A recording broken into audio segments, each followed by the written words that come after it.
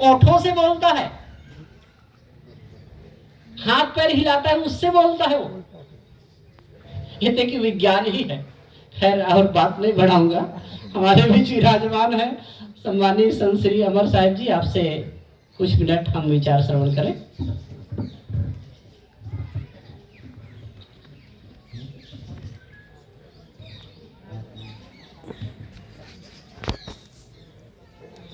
बोलिए सदगुरुदेव की, सदगुरु कबीर साहेब की जय।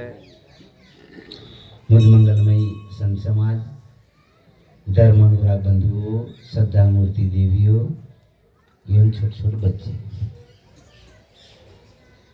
આજનો કાર્યક્રમ આપ બધાને યાદ છે એ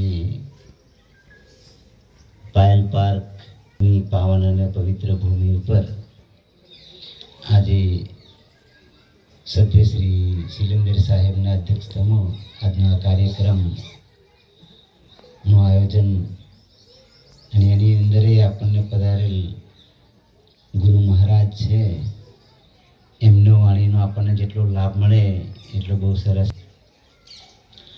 આપણે જે કહેતા હતા કે ઘણી બધી વાતો હાથ બી બોલે, પગ બી બોલે, આંખો બી બોલે, પણ જો સાંકેતિક ભાષાની અંદર ઈશારાથી સમજી જાય.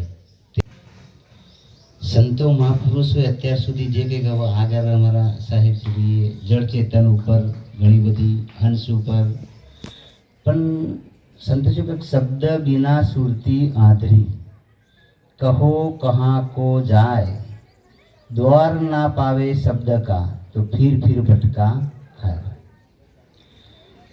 જેવી રીતે સંતોના મુખાર બિંદુથી શબ્દ ઉચરે એટલે કંઈક સંકેત કરતા હોય કે નહીં, અને તે જગ્યા ઉપર જો આપણું લક્ષ્ય પરોઈએ તો આપણને એનો વાસ્તવિકતા અનુભવ થાય.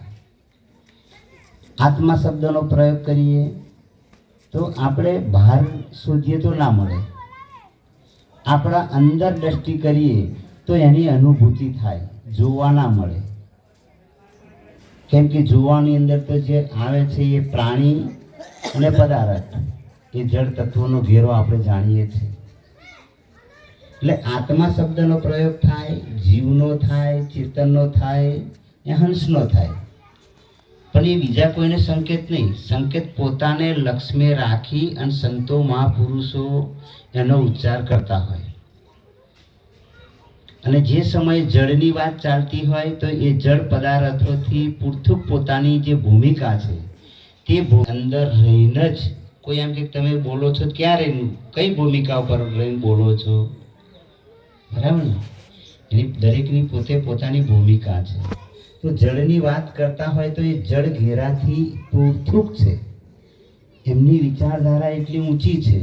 તે જગ્યા પર જો આપણે લક્ષ્ય લગાવીએ તો આપણને વાસ્તવિકતા એ સ્થિતિનો બોધ થાય. એટલે સંતો મહાપુરુષોનું લક્ષ્ય એક જ હોય છે કે આ સંસારની અંદર બધા જ ભોળા ભાળા જીવો છે એ પોતે પોતાને સમજી જાય આ માનવ જીવનની અંદર અને પોતાનું કલ્યાણ કરી લે. એ ભાવનાથી આ સંસારની અંદર આપણું જે મન છે એ મનને કંટ્રોલ કરવા માટે, મનને વશ કરવા માટે અને મનને પોતાના આધીન ચલાવવા માટે. કેમ કે મુખ્ય જળ અને ચેતનની વચ્ચે આપણું મન છે અને આખો સંસાર સમય રહ્યો છે મનની અંદર.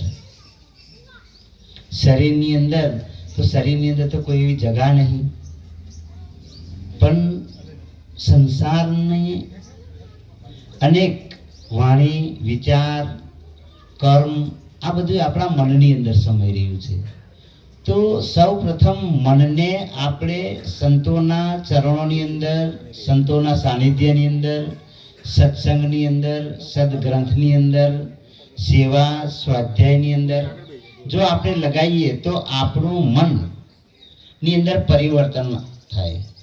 એટલે કે કબીર મન તો એક હે, ભાવે ત્યાં લગાય, ભાવે તો ગુરુ ભક્તિ કર, નહીં તો વિષય કમા. આપણી જોડે સાધન માધ્યમની અંદર મન છે, એ મનને જે તરફ આપણે લગાવીએ એ તરફ વળી જાય. સુસંગ में लगाइए તો તે તરફ વળી જાય અને કુસંગ में लगाइए તો તે તરફ વળી જાય. આપણી જોડે સાધન આ છે, તો આપણે કઈ તરફ લગાવવું? નહીં તો સંતો મહાપુરુષોનું કેવું કેવું કોઈ સંગત કીજીએ સાધ કી હરે વાર કી